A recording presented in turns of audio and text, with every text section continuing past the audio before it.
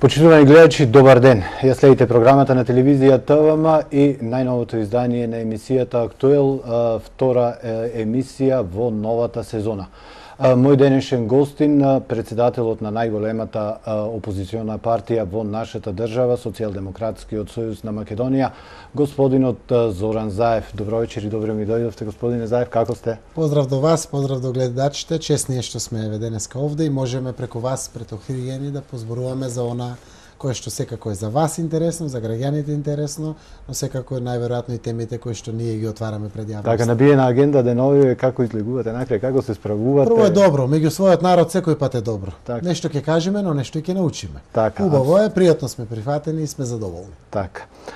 Да започнеме со она, претпоставувам граѓаните што го очекуваат, ќе говориме малку повеќе за програмата на Социјалдемократскиот сојуз, станува збор за предлог програмата и на самиот почеток за самиот слоган да ја вратиме средната класа, нешто за што Социјалдемократскиот сојуз беше и обвинуван од другата страна дека се виновници за време додека биле на власт секако за низиното урнисување. Вака, слоганот е да ја вратиме средната класа, така, реално да создадеме фер и правично општество за сите. Дојдовме до моментот кој што повеќе нема бегање. Мораме пополека да се свртиме кон создавање финансиска подобра состојба во семејствата кон граѓаните. Ова сиромаштија ги помина сите граници и токму од таа причина сме насочени кон враќање на средната класа. Денеска 92% се сиромашни граѓани, 4 до 5% е само средна класа, 2-3% се екстремно богати луѓе. Точно е власта многу често не обвинува дека СДСМ е виновник за уништувањето на средната класа. Јас само ќе кажам од последните 11 години, 7 години цели, 8 година наред, ВМРО ДПМН е власт и граѓаните знаат и сами да оценат кој и што има влијание во нашата земја, но при тоа не сакам да бегам од директното давање на одговор на оваа прашање. Во овие 22 години сите имаме своја вина во периодот на транзиција, кога буквално ја уништивме средната класа. И веќе нашата земја дојде до прагот, до црвената линија, од кога нема како поинако, освен да ја враќаме таа средна класа, оти ако таа е присутна, ќе има и полначин на буџет, ќе ја биде и државата, и стопанството, тоа е потрошувачкиот капацитет, тоа е двигателот на развојот на секоја земја, така и кај нас. Кога зборуваме за столбовите на самата предлог програма, локален економски развој, еден од главните, да кажам, инфраструктурно уредување на тие индустријски зони и секако мерките за полесно отварање на бизниси. Првиот столб. Темелите на оваа програма преку 70 до 75% се економски. Зошто? Времето ни е такво. Сте зависи од подобрената економска состојба или, не дај Боже, влошената економска состојба. Ние тежнееме со намера да ја подобриме таа економска состојба и тука ни е се скоро врзано со економијата. Дори кога зборуваме за демократијата, преку неја гледаме како тоа економски ќе придонесе плюс за благосостојбата на граѓаните на нашата земја. Економските мерки се од инфраструктурни капитални инвестиции, нови работни места, најголем дел насочени овде, задржување на младите да не заминуваат надвор од државата, економски мерки кои што значат даночни политики заради враќање на парите назад кон граѓаните. Генералниот концепт треба со една реченица кажано, има цел да ги врати парите назад кон граѓаните. Таа е смислата на оваа програма. Државата има одличен редистрибутивен механизам на располагање, а тоа е буџетот и програмите, преку сите своји ресори да помогне во враќањето на средната класа. Бруто домашниот производ на нашата земја е 10 милиарди евра, еве буџетот на државата без малку е 3 милиарди евра. Државата може многу да врати назад кон граѓаните. Мерката ДДВ токму тоа го представува, правичниот данок на имот, правичниот данок на доход. Целата ова работа значи да зафатиме повеќе од оние поимотните и да вратиме преку сите механизми на државата кон оние што помагат. Да се создаде еден баланс. Тој баланс кон кој што тежне секој општество, а во нашата земја беше подзаборавен. Знаете, патриотите македонци, патриотите албанци, турци водеа постојано битка за некои права, етнички права, на било кој, албанците, македонците, турците или било кој. Заборавија на овој најважниот баланс. Тоа е социјалниот баланс во општеството. Оти сите овие останати граѓани, освен најбогатите, се мнозинството граѓани и македонци, и албанци, и турци, сите се во 92% сиромашни граѓани и токму преку ваквите економски мерки има за цел да ги стабилизира финансиските семејни буџети на секое семејство, не бирајќи при тоа секако етничка заедница или верска определба или политичка припадност или слично. ДДВ-то е мерка која што допира до сите граѓани. 15% од ДДВ враќаат сите граѓани доколку СДСМ дојде на власт. Што значи таа мерка?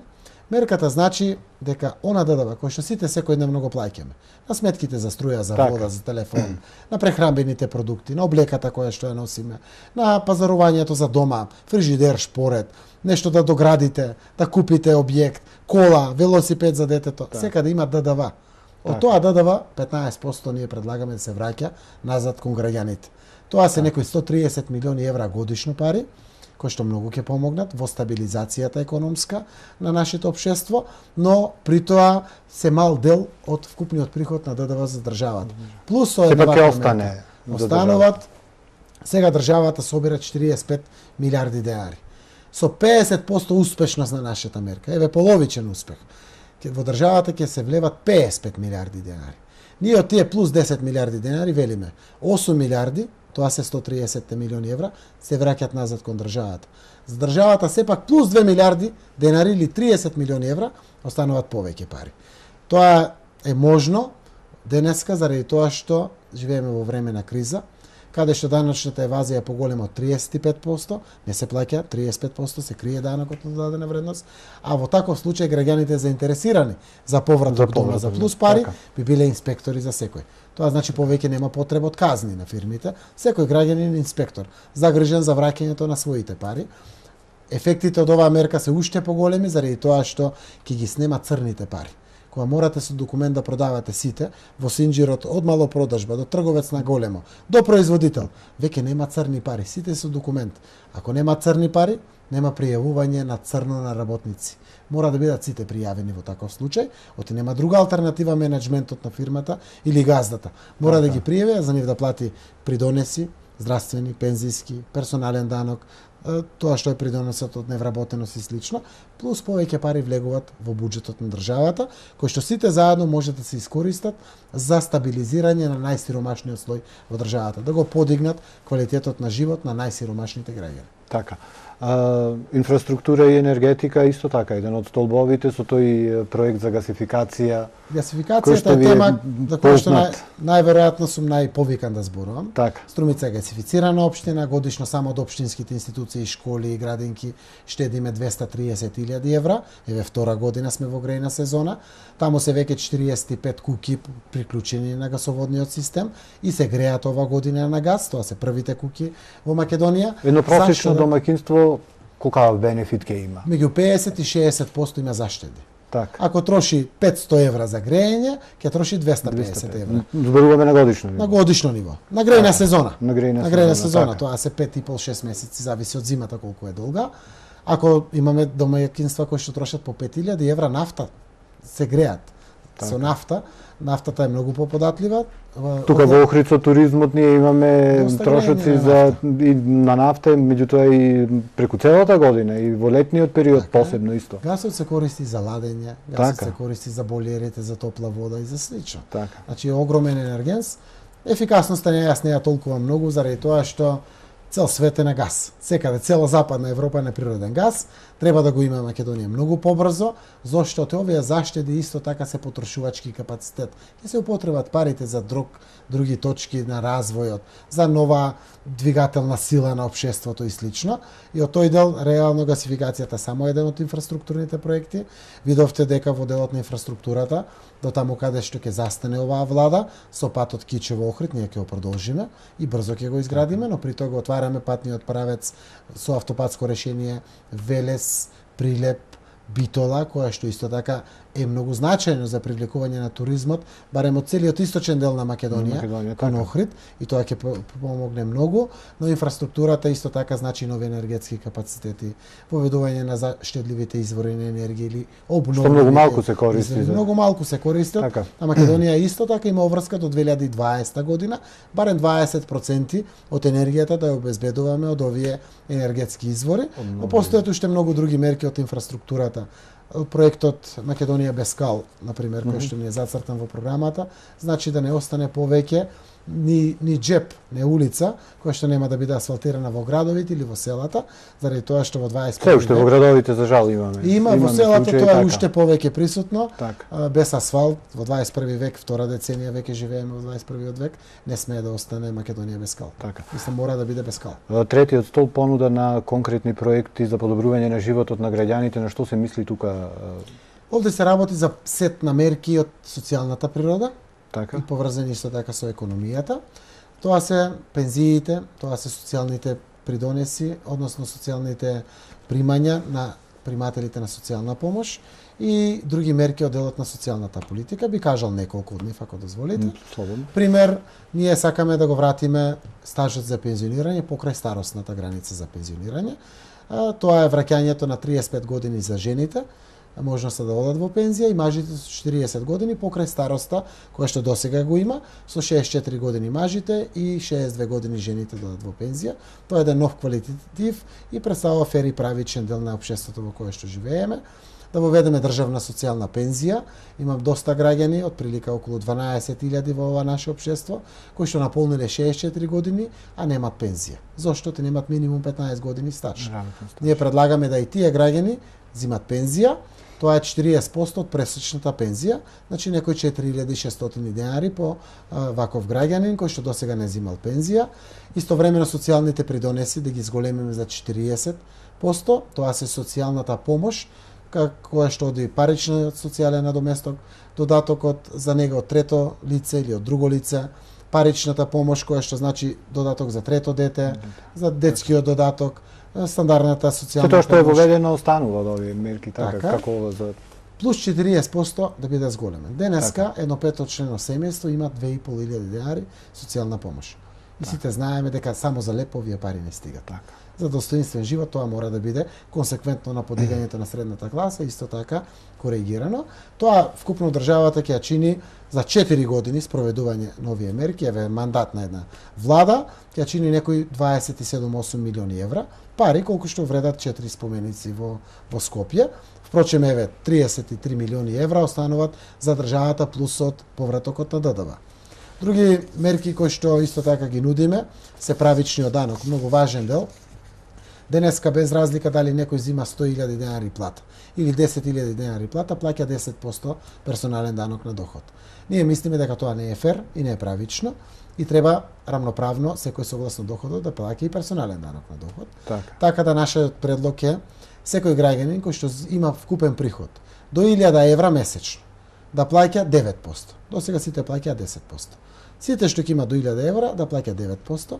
Тие што зимат над 1000 евра, за делот над 1000 евра да плаќат 18%. Пример, ако некој зима 1500 евра плата, за 1000 евра ќе плаќа 9%, за 500 евра ќе плати 18%. Денеска во државата имаме луѓе што зимат и 20.000 евра плата.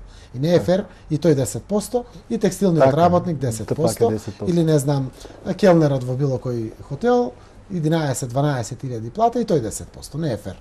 Тоа ќе овозможи за државата годишно дополнително некои 10 милиони евра плюс приход, кои што може да се употребат за помагање на социјално најзагрозените граѓани. Да се враќаме на почетокот. Так, на почетокот така. Средната класа. Цело време за нас е се поврзано за средната класа.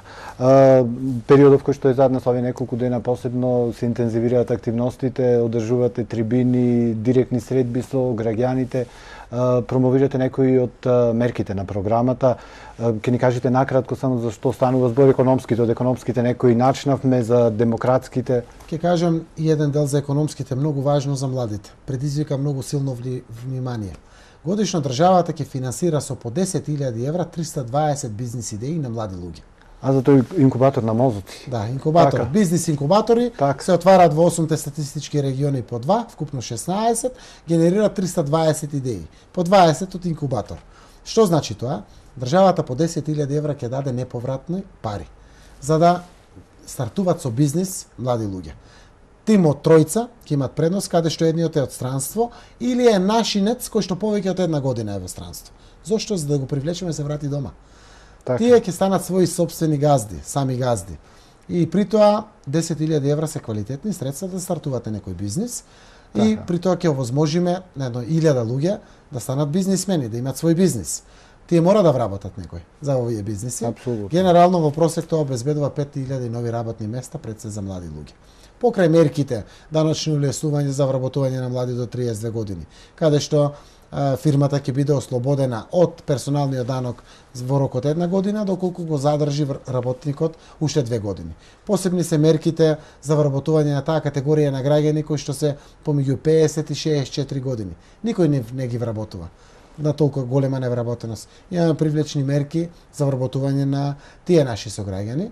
Во делот на казнената политика имаме доста квалитетни мерки. Би сакал да кажам дел од тие мерки. Денеска, знаете, се модерни дебати казните ширум Македонија. Денеска имате насекаде затворени дуќани, пломбирани на 15 дена и казните се обично 3250 евра. Ние предлагаме при првата контрола на инспекторот да има опомена. Не може да има веднаш казна. Заради тоа што превенцијата на инспекторите е темелна вредност на уставот на државата.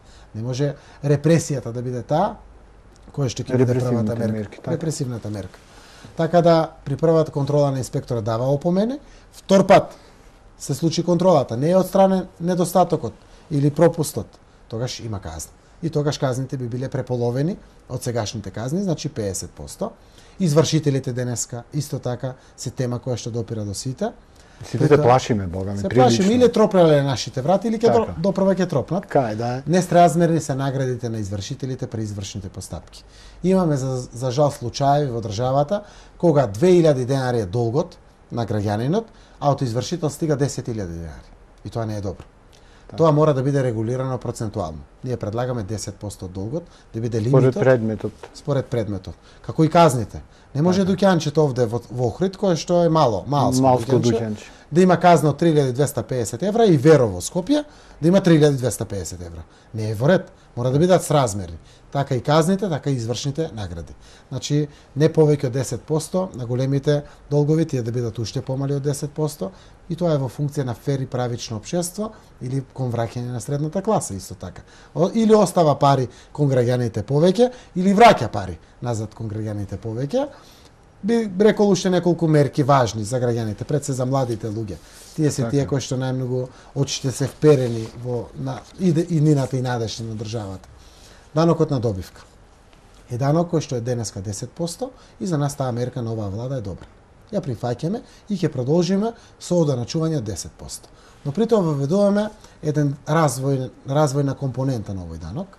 Секој граѓанин, односно секоја фирма која што треба да плати данок на добивка на крајот на годината, ние даваме можност 30% од таа добивка да ја има како опција. Пример, ако некоја фирма има 1 милион евра добивка и за тоа треба да плати 100.000 евра данок на добивка и одлучи да го повлече добивката и при тоа плаќа данок на добивка, од 100.000 евра 70% или 70.000 евра остануваат како врска кон државата. 30% или 30.000 евра има опција газдата или менаџерот на фирмата да избере. Или ќе ги плати сепак на државата, или ќе финансира спорт, ќе финансира култура, наука, образование, здравство, јавните дејности. Сега денеска имаме многу сали, изгради оваа влада, но нема внатре спортисти. Зошто? Нема кој да ги помогне, нема кој да обезбеди пари за суди, за превоз, за плати на професионалните спортисти и слично. Сите клубови се соочуваат со финансиски проблеми. Така, нема доволно пари. Ова е можност да се помогне многу, а сите сме поврзани некако со спортот. Ако не спортуваме, има дечиња кои што рекреираат, спортуваат. Или да не сме поврзани, сите во образованието. Спортските школи и спортските клубови за деца, што се и тие основни проблеми им се финансиските. Сергеј Бубка рече еден пат една убава изјава, вика 1 евро финансирање во спортот значи 7 евра заштеда од фондот за здравство. Тоа е здравје на младите генерации и од таа причина воведевме една мерка, примената е во Словенија порано и при тоа државата не изгубила ништо, напротив повеќе пари влегле во државата, а овие општествени дејности покажале големи резултати. И во здравјето на генерациите кои што доаѓаат, на младите, значи, и во делот на афирмација на државата, преку плюс капацитет и квалитет на професионалниот спорт, тоа е одличен репрезент на Република Македонија, и преку традицијата стекнување да сите нашите деца ги пуштиме да нешто спортуваат. Да не бидат дома пред компјутерите само. Да не бидат затворени во просторите, да може да излезат, да спортуваат, да другаруваат и слично. Една од мерките која што исто така предизвика доста внимание во јавност. Ќе останеме уште малку на мерките, меѓутоа мерките поврзани со стопанската дејност овде Гранка во Охрид, која што на охриѓани ми е важна многу, претпоставуваме и на други граѓани во Македонија, меѓутоа кај нас посебно живееме голем број од охриѓани од туризмот. Да ни кажете нешто повеќе, предвидувате формирање на еден национален туристички центар кој што ќе обедини понудата. И сега која е разликата? Ние имаме сега тело, Агенцијата за промоција и поддршка на туризмот. Не сте задоволни структурно како функционира? Која ќе биде разликата? Ќе кажат колку се задоволни, не се задоволни. Зошто? Мала земја сме. Ние мора да бидеме унисони во понудата. Јасно, прецизни и конкретни, за да може да предизвикаме внимание на колку што може повеќе домашни и предсестрански посетители кон нашата Македонија. Обединувањето на комплетната понуда. Не знам, денеска имаме Сдружение на хотелиери, имаме Сдружение на гостителски работници, имаме асоциации национални, имаме локални асоциации. Имаме разноликост. Целото тоа е со добра намера формирано. Не велам не, но мора да биде обединето заради тоа што нашиот пазар е толков, мала земја сме. Мора да го прецизираме, конкретизираме, за да буквално сижето, маслото го извадиме од оваа работа. Меѓутоа не е и поедноставно ли кога ќе настапиме надвор? Така ако сме унифицирани. Ако сме унифицирани со помалку трошоци, предизвикуваме поголемо внимание на потенцијалните туристи кои што треба да дојдат во Македонија. Еве, ќе кажеме една од мерките кои што ја понудивме, се надеваме дека 320 идеи годишно дел ќе бидат за туризмот. Туризмот е значајна економска гранка во државата. Една од мерките ни е преполовување на туристичките такси, на пример. 40 денари се сега. Половина од тие такси. Како ќе објасните, ако е 40 денари, ако се преполови ќе биде 20 денари? Еве вака. Кој е бенефитот? Доставаме повеќе пари во хотелите, пример. Со тие пари, тие можат да го унапредат она што значи услуга нивна. Значи да го подобрат амбиентот, да воведат плюс една звездичка внатре. На годишно ниво се драгоцени пари, посебно во оваа сиромаштија, а при тоа 20, односно 50% кои што остануват, секако имат своја намена. Треба да останат заради тоа што тие треба да се вратат кон инфраструктура, обезбедување на туристичките комплекси, тротоар да се направи пред некој хотел, пристап добар, убав парк или слично. За таа намена и досега се туристичките такси користени. Преку оваа мерка секако ќе помогнеме дополнително на хотелиерите. Една од мерките која што исто така ја планираме е да помогнеме во директното субвенционирање на хотелите, како што тоа досега државата го прави кон тур операторите и бенефит имат предсестрански фирми. За секој донесен турист кон Македонија, хотелите досега не добиват ништо.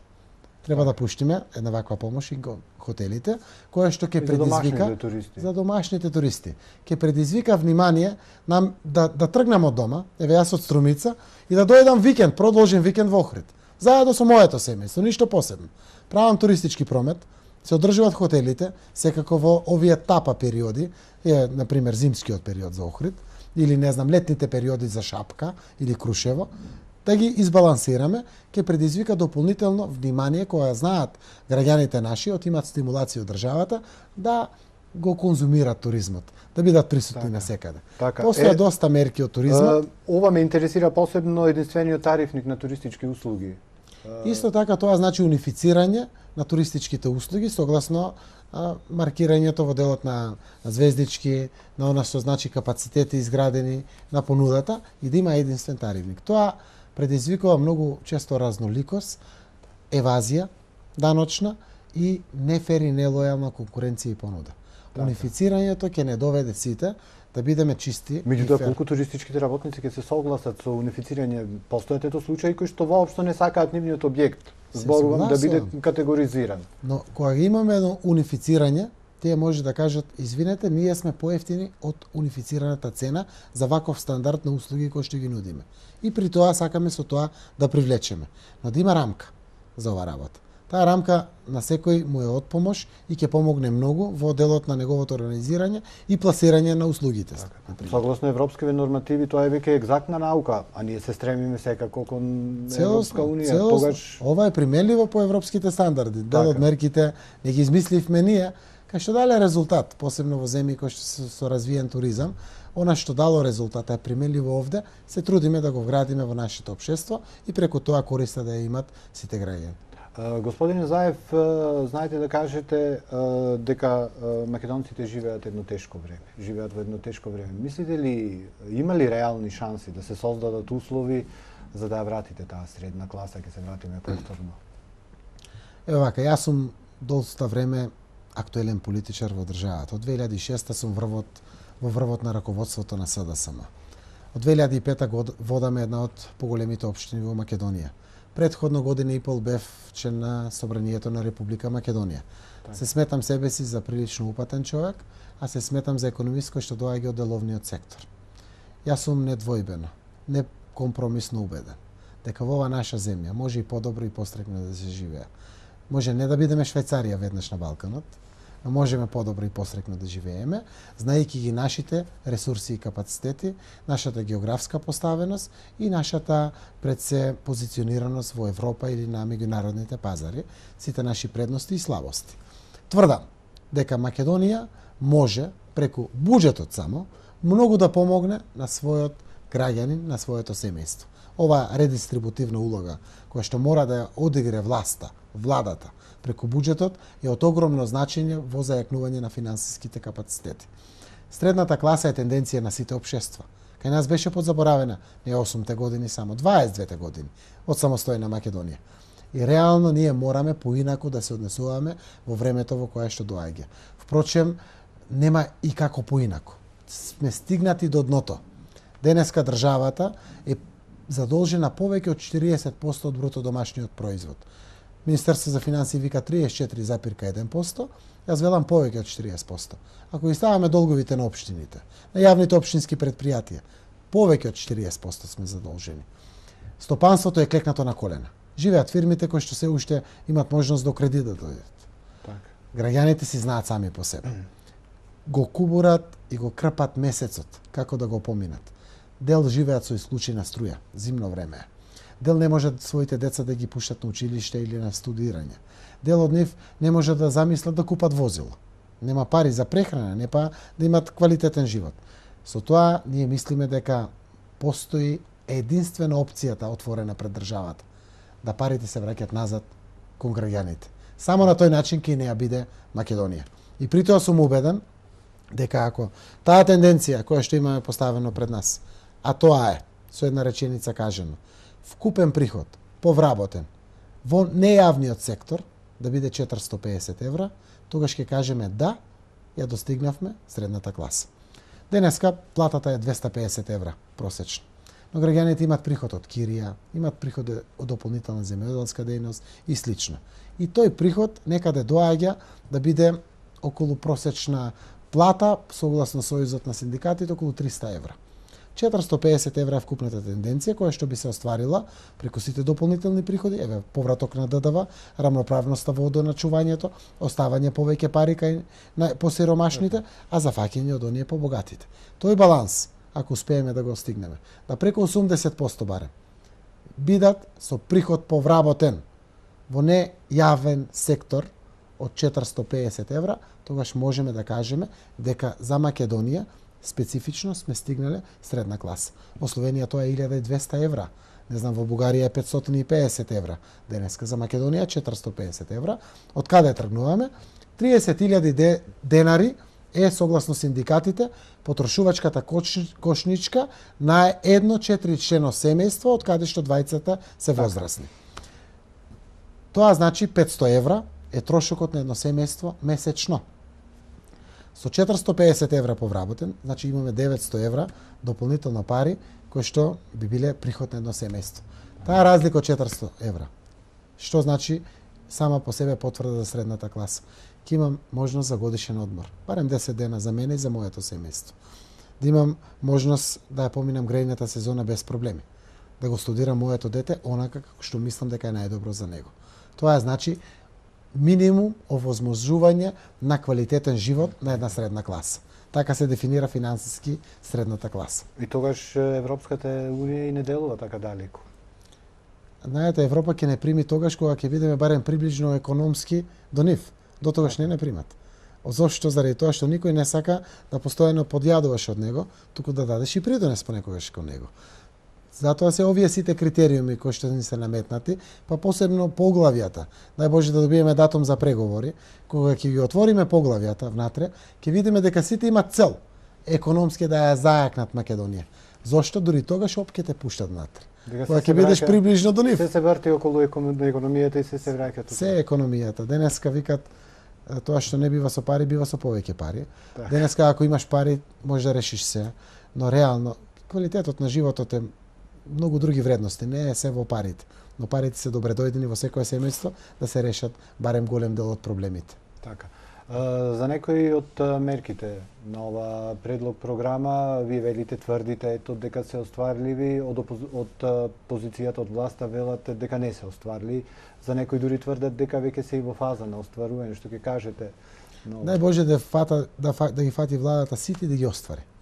Ќе понудиме нови. Так. Нова битка на нови економски идеи и проекти ќе отвориме. Немаме проблем со таа работа. Впрочем, избори се 2015 парламентарни, еве ние нудиме програма како опозиција. Ние сакаме да знаат граѓаните што алтернатива имат. И тоа го нудиме за граѓаните, не за власт. Власта може да дојде овде, меѓу вас и мене, и да седне да дебатира. Директно. Не само вие да ме прашате, ме праша и Груевски. Директно за деталите од било која мерка. Ама да можем и јас него да го прашам за одредени работи. Тоа е добро за демократијата. Прво, сите овие мерки спроведени на купче, со половичен успех. Со половичен успех, значи дел од мерките носат плюс пари во буџетот, дел црпат пари од буџетот. Сите заедно чинат 63 милиони евра. 63 милиони евра се 1/3 од парите кои што се трошат за споменици во Скопје 2014. Еве дали има пари или не, има пари. Посебно овие пари се пуштат кон граѓаните. Што прават граѓаните кога ќе добијат пари? Си платат сметките, даноците, дури да ги заштедат година, 2-3. Ќе ги инвестират во собичка, 2 на децата кои што пораснале па мора да се омажат, оженат и слично. Парите се движат. Парите кога се кон граѓаните пуштени, нема зијан од нив. Кога плаќаме сметките, има ДДВ, има даноци еден куп. Пак се враќат еден куп од овие пари назад кон државата. Веруваме во политика која што ако граѓаните имат пари, ќе не биде и државата. Токму, еве, 63 милиони евра ќе ја чинат Република Македонија, доколку СДСМ дојде на власт и ги имплементира сите овие средства. Сите овие средства. Но при тоа, дел од мерките како што враќаат пари, пример ДДВ-то, носи 32,5 милиони евра повеќе пари во буџетот. Покрај тие 130 милиони евра. Персоналниот данок носи повеќе пари. Данокот на имот ќе донесе повеќе пари во општините. Тоа значи приход на вкупните буџети на државата. И тоа, истовремено, ако го алоцираме дополнително кај најранливата категорија граѓани, кај социјално најзагрозените, најобесправените, најсиромашните, тоа секако ќе придонесе кон квалитетот на животот. Јас ви тврдам дека денеска нема со душа човек кој што е богат, а живее стрекно, гледајќи сите околу него како се нестрекни.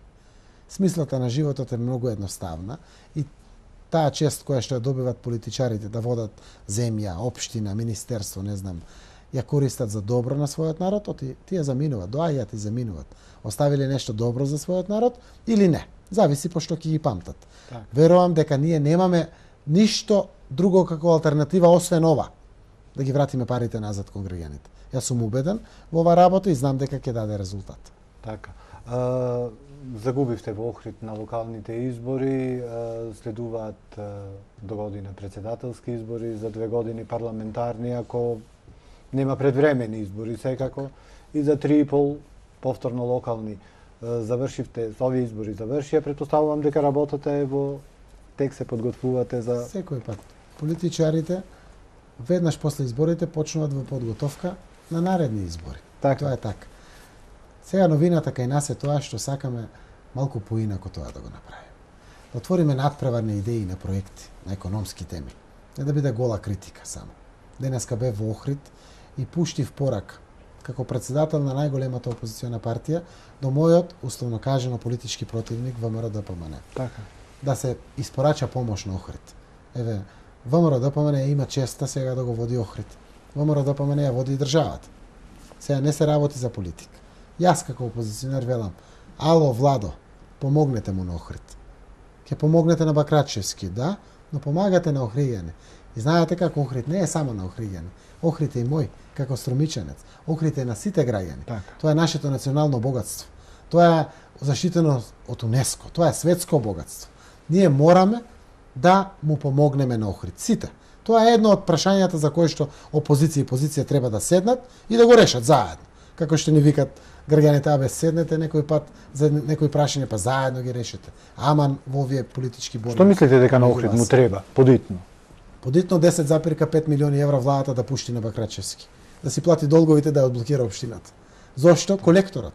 Колекторот е заштита на Охридското езеро. Тоа е заштита и за мене кога се капам во езерото. Не само на Охриѓани. И при тоа 7 милиони евра уште поранешниот градоначалник Пашата има долг створено. Зошто ти државата не го презела долго, го оставила на општината. Знам Аце Петревски го доправи колекторот кај Пештани. Многу значаен дел од Охридското езеро. 1,5 милион евра трошеше пари. Кога беа поплавите пред 3-4 години, санираа дел од колекторот за 1 милион евра. Имаме дополнително доградба на колекторот на други делови од 1 милион евра. Сите заедно се 10,5 милиони евра. Значи не на Заев да ги пушти Груевски парите, на Бакрачевски, да му помогне на Охрид, да го олет. Па така јас би имал подобра фер шанса како градоначалник на Струмица да се надпреварувам со градоначалникот на Охрид. Тоа ќе донесе квалитети за Охриѓани и за Струмичани. Треба да му се помогне. Затоа денеска ја пуштивме оваа порака од наша страна, презентирајќи ги мерките од децентрализацијата на власта од нашата политичка програма. Така. И за самиот крај на емисијата, трет мандат сте градоначалник на Струмица, така? Сега сте председател на најголемата опозициона партија. Како балансирате? Имате ли воопшто време за себе, за семејството? Татко ми беше магазинер во ЗИК Струмица, па и јас не го видов. Така да во овие години нормално најверојатно да се работи. И таксистот вози по 15 часа и тој не го гледа своето дете. А јас замислете имам чест да водам голема политичка партија со аспирации да бидам прв човек во влада во идни. Така да овде нема право на жалење или кукање. Општината 9-та година е водам, реално да чупниш добро тера, има силен финансиски капацитет, трошам секој сабајле од 1 до 2 часа време овде, каде што добивам извештај од претходниот ден и давам задачи за наредниот ден. Се потпишуваат сите неопходни документи, да не чекаме. И за веќе рутина станува тоа. Станува рутина. После тоа сум по Македонија. Насекаде тргнат, еве денеска во Охрид, вчера бе во Сопиште, утре сум во Кочани и така натаму и така натаму. При тоа сум посветен на она во кое што верувам, дека во Струмица докажав, изградив инфраструктура, решени се комуналните проблеми, нема горливи прашања, но нема среќа сепак. Економијата е предизвикот кој што мора да биде предизвикот на политичарите и се втурнав заедно со мојата политичка партија да покажам пред сите дека економската состојба може да биде подобра во нашата земја, па каква и да е криза, прогрес или не знам пат на економскиот сегмент на општественото живење, се стига. Секако го сакам тоа што го работам, неуморно верувам во идеите, еве во овие предлози, во можноста дека во нашата земја може подобро да се живее. Тоа ме води најверојатно и при тоа луѓето велат зарем не се уморуваш? Велам не допрва се загреевам. Зошто? Заради тоа што ако даде Господ да добиеме честа да ја водиме државата, допрва ќе почнат проблемите со сите овие долгови и проблеми кои што постојат во општеството, но тоа е патот. Нема кој друг пат и неуморно мораме сите да имаме надеж и да веруваме кон подобра иднина на нашата земја. Постдипломски да ја почекаат или нивке им го најдете селото? Остен бај се. Сега да одам на постдипломски ќе ми пишат позитивни оценки. Така? Не е смислата тоа. Јас ги замрзнав моите постдипломски студии кога станав пратеник 2002. Значи 2001 се запишав на постдипломски студии, положив 6 испити од 9-та, останаа уште 3. Еве до ден денес се уште 3. Така. Господине Заев, ви благодарам за присуството во Актуел. Се надевам дека ќе се видиме во некоја наредна прилика и ќе проговориме и за некои попозитивни и други теми. Така. Ова е позитивни теми за кои што зборуваме. Понуда денеска има за граѓаните кои што ќе изберат. Ни правите голема чест што ни дадовте да бидеме овде присутни, што ни возможивте секако да зборуваме пред гледачите на ТВМ, а секако и пред Охриѓани кои што се од драгоцено значење за нас социјалдемократите. Ви благодарам уште еднаш. Почитувани гледачи, го следевте најновото издание на Актуел. Мој денешен гостин, председателот на Социјалдемократскиот сојуз на Македонија, господинот Зоран Заев.